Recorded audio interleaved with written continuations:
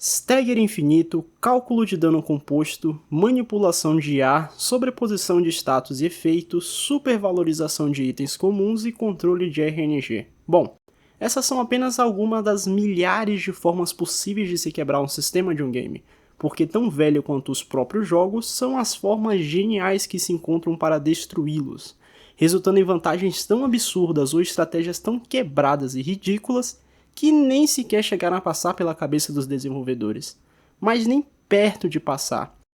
What? Okay. What in the world? Wait, what's happening? Então, se você gosta de games, RPGs e animes, seja muito bem-vindo ao vídeo Como Quebrar Games. E já deixa aquele like aí pra me ajudar. Antes de começarmos a fazer os paralelos entre os games e o anime, é importante esclarecer aqui o que eu quero dizer com a expressão Broken Games, para este vídeo em específico. Então, sabe aquele seu amigo que diz que ficou extremamente overpower com uma determinada build, ou que achou uma estratégia infalível para passar de um certo boss, desenvolveu um método inovador para farmar recursos infinitos, ou simplesmente zerou o game de uma forma muito mais rápida fazendo coisas não tão convencionais? É exatamente isso que vamos tratar por aqui. Formas de se obter uma grande vantagem dentro do sistema de um jogo, utilizando os recursos e métodos que são disponibilizados ao jogador pelo próprio sistema, ou seja, é usar a lógica interna do jogo contra o próprio jogo. O que é completamente diferente de hackear ou cheatar um game, que embora também esteja relacionado com obtenção de vantagens fora do que foi idealizado pelos desenvolvedores, nesse caso, o sistema passa a ser burlado por fatores externos ou por brechas internas que possibilitam ali o player ultrapassar ou até mesmo invalidar por completo a lógica base do game. Não é mesmo, Kaya Bakihito? Mas, para o vídeo de hoje, esse não é o caso. Então, se você quiser que eu traga um outro vídeo no futuro explicando como de fato hackear games, aí sim usando manipulação escrita de memória, injeção de DLLs, kernel level, virtualização real e coisas do tipo, deixa aí nos comentários o seu pedido e a sua opinião, eu prometo que vou ler todos eles. Então vamos lá. Feito o esclarecimento do que significa quebrar um game nesse nosso contexto de hoje, eu já posso lhes apresentar o anime aonde iremos ver essas quebras acontecendo. Ele mesmo, o atual sucesso mundial, Solo Leveling. Esse aqui é um prato cheio de referências a games, a filmes e até mesmo a outros animes, como os clássicos pulinhos do Goku. E antes que me encham a paciência aí nos comentários, sim, One Punch Man Reference. Mas caso você tenha caído aqui de paraquedas e não faça a mínima ideia do que diabos é um Solo Leveling, calma, vamos lá. Resumindo rapidamente o iniciozinho, é uma obra sul-coreana que se passa em um mundo moderno e que de uma hora para outra passou a ser afetado por eventos desconhecidos, com o surgimento de portais que conectam a realidade com dimensões alternativas através de dungeons misteriosas. E dentro dessas dungeons, existem monstros que são extremamente resistentes às armas convencionais da humanidade. E é aí que entram os caçadores, ou Hunters. Seres humanos especiais que nasceram com a capacidade de causar danos a essas criaturas, e que são ranqueados de acordo com o seu nível de poder, que vai do rank S, o mais alto, até o rank E, o mais baixo. E é assim que somos introduzidos ao nosso protagonista, um caçador iniciante de rank E, que obteve o título de O Caçador Mais Fraco da Humanidade. Sim, seu nome, Sun Jin-woo. Porém, diferente dos demais Hunters que já nascem ali com seus atributos pré-definidos, o nosso protagonista passa a ter uma especial dinâmica de um player interagindo com um sistema de suporte, que permite que ele consiga subir de nível ao cumprir as quests, ganhando o famoso XP e a partir disso aprimorando seus atributos, aprendendo novas habilidades, comprando e vendendo itens e por consequência também aumentando seu rank. E é exatamente aqui que vamos trabalhar a ideia de quebrar games, justamente no sistema de gamificação por trás da obra de Solo Leveling. E falando em quebrar jogos, por que já não começar explicando a forma mais comum e mais divertida de se fazer isso? Que é através das escalas percentuais e dos fatores multiplicativos. Escalonamento percentual é uma coisa que está presente na grande maioria dos jogos, às vezes de forma mais oculta, em outra de forma mais direta, mas basicamente está lá. Isso ocorre porque para os desenvolvedores é muito mais cômodo e simples trabalhar diretamente com ajustes percentuais do que trabalhar com complexos cálculos de incremento e decremento de unidades mais lineares. O problema é que essa comodidade toda tem um preço muito alto a se pagar, que sempre acaba se refletindo no balanceamento do jogo, porque ao lidar com cálculos que envolvam algum tipo de porcentagem, estamos lidando com multiplicações. E eu posso lhes assegurar que multiplicações costumam ser bem perigosas, principalmente quando elas se acumulam. E se você aprendeu o mínimo na escola, deve se lembrar que existem duas formas básicas de acumular porcentagens, a simples e a composta. Basicamente, na simples, nós apenas somamos todos os valores de porcentagem e ao final realizamos um único cálculo multiplicativo sobre um valor base. Já na composta, nós aplicamos um fator multiplicativo em cima do resultado final de outros fatores multiplicativos de forma sucessiva, o que é extremamente quebrado e também já explica o porquê de juros compostos conseguirem levar uma pessoa facilmente à falência. E esses acúmulos percentuais são uma coisa que ficam constantemente aparecendo no anime, principalmente durante aquelas cenas de luta, bem animadas e vendo ali bem rápido na euforia do momento. Talvez você não acabe percebendo que os valores de redução e incremento de dano ou os modificadores de velocidade são completamente absurdos e roubados quando calculados. Vamos pegar, por exemplo, esse pequeno trecho da luta contra os Cerberus lá da primeira temporada. Não vai ser uma análise frame a frame, mas... vamos lá.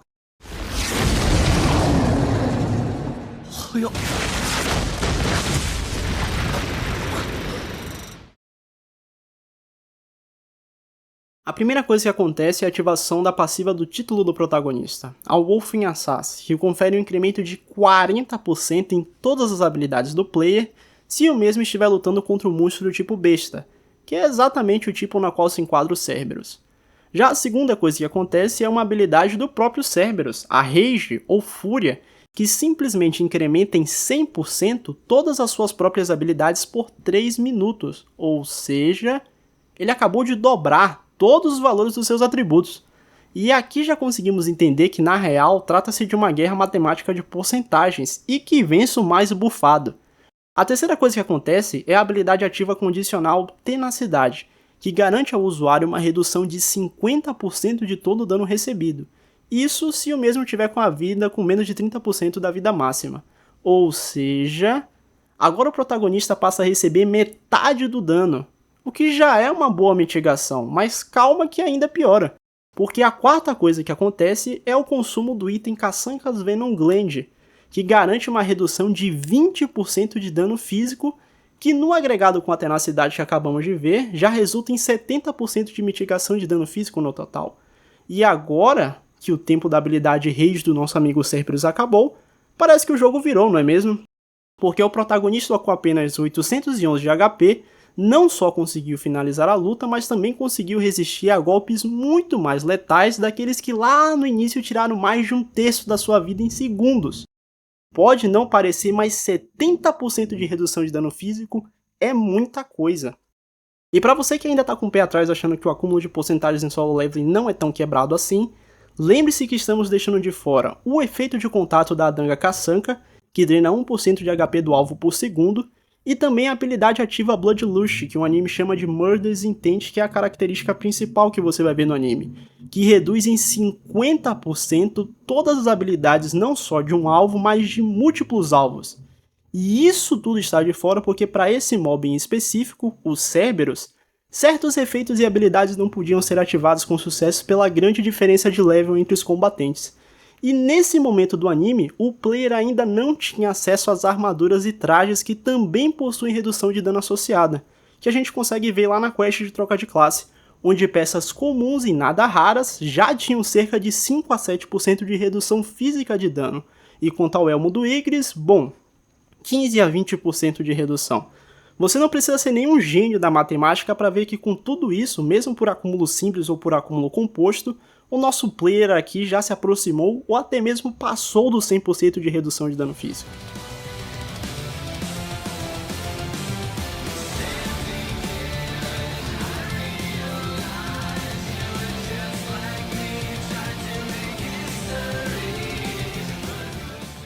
Olha, se você procurar aqui mesmo no YouTube, não vai ser nada difícil de encontrar alguém chegando a valores extremamente absurdos de dano ou de resistência em joguinhos completamente diferentes. Inicialmente eu até pensei em pegar o Skyrim para explicar melhor na prática quão fácil é quebrar o convencional de um game usando o acúmulo de porcentagens.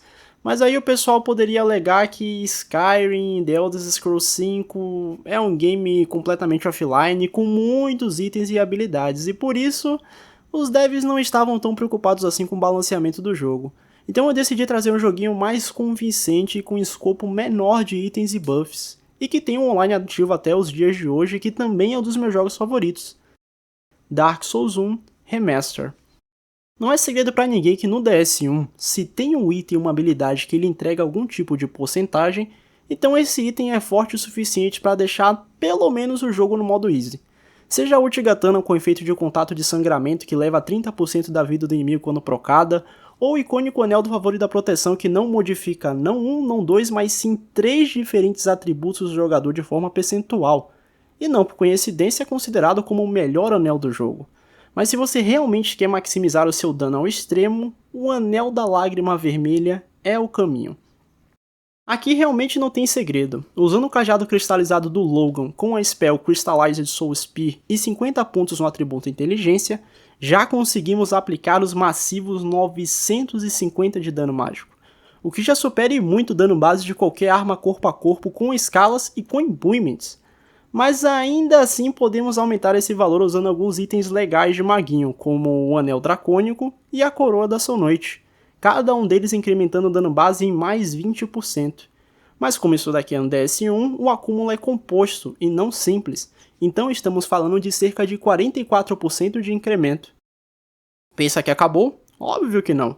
Temos uma piromancia incrível chamada Power Within, que ao custo de drenar a sua vida ao longo do tempo, lhe confere mais 40% de dano adicional. E se estamos drenando a vida do personagem, já podemos aproveitar essa situação e usar o Anel da Lágrima Vermelha, que contribui para esse esquema com 50% de incremento se a vida do usuário estiver abaixo dos 20%, resultando no final de tudo isso, mais de 202% de incremento de dano mágico no agregado. Ridículo isso aqui no PVP. E lembrando que estamos usando a Crystallized Soul Spear, então eu acho que eu nem preciso trazer o exemplo aqui da Dark Band, que é muito mais roubada. E se você acha que esse acúmulo aqui só funciona para maguinho, experimenta substituir a Coroa de Sonoite pelo Torso do Dragão e usar o milagre da Dark Moonblade destacado ao máximo no pacto. É basicamente o poder de deletar qualquer mob do jogo. E para não estender muitos exemplos aqui nesse tópico, apenas lembre-se de qualquer roguelike que tenha um sistema de cartas lhe oferecendo porcentagens diretas, como o Vampire Survival ou o joguinho de mago lá do brasileiro André Young, o Seraph's Left Stand. Não é coincidência. Mesmo escalonamento simples, quando acumulado, é extremamente perigoso e muito difícil de ser balanceado. Mas e quanto ao acúmulo de efeitos especiais e passivas? Bom, agora não estamos mais lidando com problemas matemáticos de multiplicação, e sim com problemas lógicos, o que nos leva ao próximo tópico desse vídeo: as sinergias. Para dar aquela facilitada, vamos começar pela definição do que é uma sinergia. Abre aspas. Sinergia é a ação conjunta de duas ou mais coisas que implica em um resultado superior ao que cada uma delas conseguiria individualmente. Fecha aspas. O que vimos acontecendo no tópico anterior era uma espécie de sinergia entre os itens e habilidades que conferiam porcentagens, o que evidenciava um problema de escala com números absurdos. Mas quando falamos especificamente de sinergias lógicas indevidas, estamos falando de efeitos que se sobrepõem e geram resultados não esperados pelos desenvolvedores. Acho que com apenas isso, muitos jogadores assistindo a esse vídeo já devem ter entendido mais ou menos aonde vamos chegar com esse tópico. Lembra do item consumível na luta contra os Cerberus, o Kassankas Venom Gland? Pois é aqui que temos uma sacada lógica do protagonista. Quando paramos com calma para ler a descrição completa do consumível, vemos que ele não tem apenas coisas boas. Junto do bônus de redução de dano, vem um ônus de perda direta e permanente de atributos de força. Na novel são menos 35 pontos flat, já no anime eles mudaram para menos 35%, para deixar menos punitivo e mais balanceado a curto prazo. Mas de qualquer forma, tanto menos 35 flat como menos 19 pontos calculados a partir da porcentagem, ambos seriam uma grande perda para o protagonista Sun Ji-woo naquele momento específico, já que força, desde o início, foi o seu principal atributo. Ou seja, definitivamente não valia a pena usar o consumível se fosse para ficar com um ônus, pois do que adianta resistir mais a troco de causar menos dano.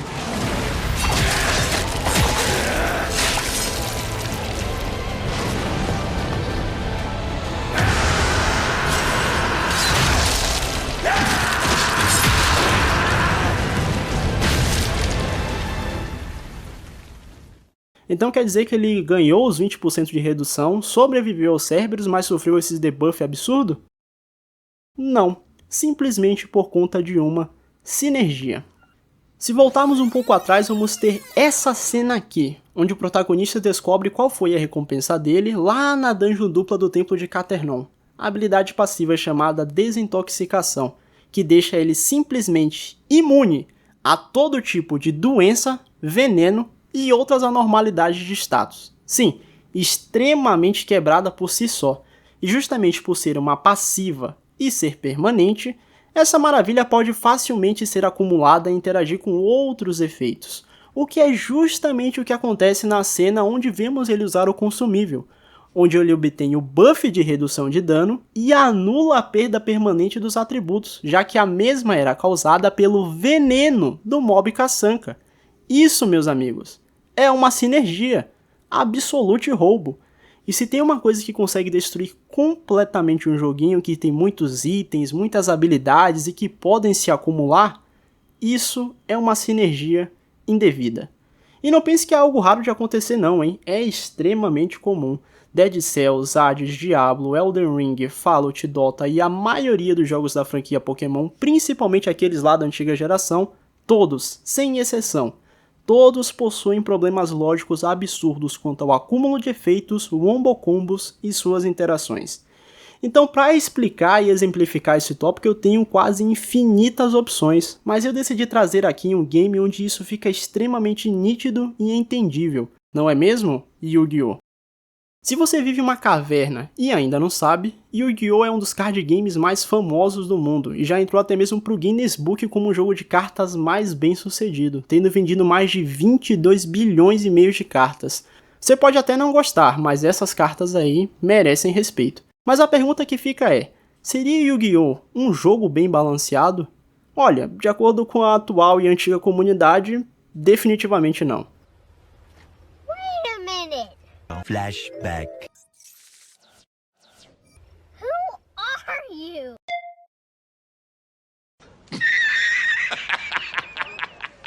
Ao longo dos anos, o joguinho passou por várias adaptações e mudanças de regra. Se você pegar até mais ou menos ali o ano de 2011, vai ver que no geral as cartas eram sim bem balanceadas individualmente, menos você.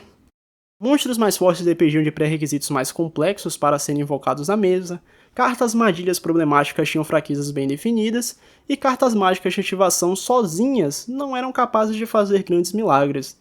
Mas é aí que está o problema, bem balanceadas, sozinhas. Considerando os efeitos de forma isolada, o jogo era assim bem projetado e justo, mas quando passamos a considerar a força das combinações de efeitos e preenchimentos de requisito entre os múltiplos monstros, armadilhas e cartas mágicas, é aqui que fica difícil continuar defendendo o joguinho. Muitas dessas interações eram propositais, os desenvolvedores projetaram o card game para comportar certas estratégias divertidas e não convencionais.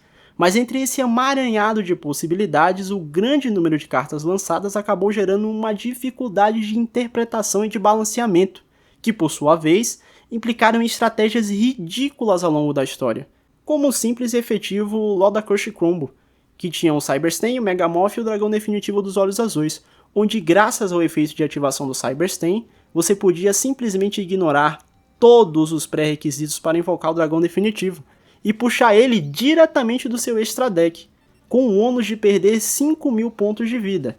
Mas aí você ativava a Megamorph, que faz com que os pontos de ataque do seu monstro dobrem, se você tiver menos pontos de vida que o seu oponente. Esse combo simples garantia absurdos 9.700 pontos de ataque na sua mesa, e isso em um joguinho onde cada player tem apenas 8.000 pontos de vida iniciais, o que obviamente levou ao banimento da carta Cyberstain. E isso sem falar das diversas outras loucuras, como o combo do cemitério infinito, ou a estratégia para atingir os inacreditáveis 90% de chance de vitória usando o deck do Exodia. E se você ainda joga o Master Duel, olha, eu tenho pena de você.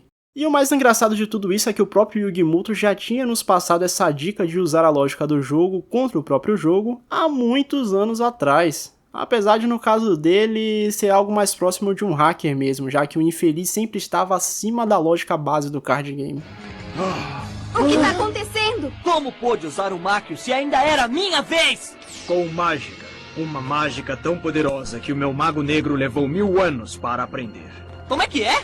O mago do tempo envelheceu o meu mago negro. Mas ele ficou mais forte, não mais fraco. A idade traz consigo a sabedoria.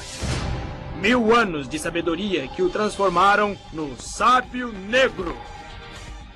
Mas nem só com itens e habilidades se quebra um game. E agora eu acho que já estamos prontos para falar sobre uma coisa chamada evento. O conceito de evento já é um pouco mais técnico e está diretamente relacionado a características mais individuais dos jogos. Se eu fosse explicar detalhadamente aqui, esse vídeo com certeza passaria dos 40 minutos bem fácil. Mas tentando simplificar ao máximo, um evento é basicamente um evento. Sabe no Dark Souls 1 quando você está abrindo alguma porta, atravessando alguma fog ou puxando alguma alavanca e ao longo da animação inteira você fica intangível? Isso é um evento. Sabe no Zelda Breath of the Wild quando você consegue ativar várias quests de uma só vez e fazer muitas delas de forma simultânea? Nesse caso, cada uma das quests é um evento. E por isso é tão difícil explicar o que é um evento sem abordar coisas mais técnicas e relacionadas ao incrível mundo da programação.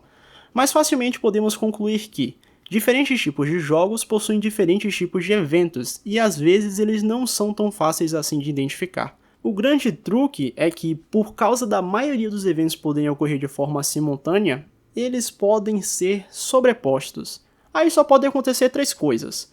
Ou os 2 eventos vão ocorrer ao mesmo tempo e nenhum deles vai interferir significativamente um no outro, como é o caso das múltiplas quests ativas nos Zeldas ou nos Fallouts, ou os 2 vão ocorrer simultaneamente e quebrar tudo, gerando hard locks e até mesmo corrompendo saves. E a última coisa que pode acontecer é a priorização, onde um evento vai executar primeiro, deixando o outro para depois ou simplesmente anulando um evento de menor prioridade. Isso é o que acontece ao tentar matar Royston e Smaug ao mesmo tempo no Dark Souls 1, ou ao tentar destruir os 2 inimidores simultaneamente em uma partida de LoL. Mas aí você deve estar se perguntando, e onde diabos isso acontece em solo leveling? Simples, lá na quest opcional de troca de classe, no final da primeira temporada. Aqui vemos o Sung apanhando legal, e tendo todas as suas habilidades usadas ao máximo. E como se já não bastasse as comps de maguinhos, assassinos e cavaleiros, ainda tivemos uma boss fight. E uma bela de uma boss fight. Só que tudo isso aconteceu em sequência, sem deixar o player restaurar o HP, a mana e sem se recuperar da fadiga acumulada. E sem poder acessar a loja de itens e também sem acesso às lootboxes diárias, ou seja, visando deixar o jogador dependente somente da sua habilidade e raciocínio. E após derrotar o Igris, completamente desgastado e sem estamina, surge aquela ordem infinita de inimigos com um temporizador e uma mensagem. Bom, sobreviva ao máximo aí, boa sorte. Aqui realmente não tinha como. Pelo grande número de mobs e pela variedade de classes e estratégias adotadas pelos inimigos, o protagonista só tenta ganhar tempo e no fim acaba para morrer quase perdendo a consciência. E bem na hora da execução, o que é que acontece?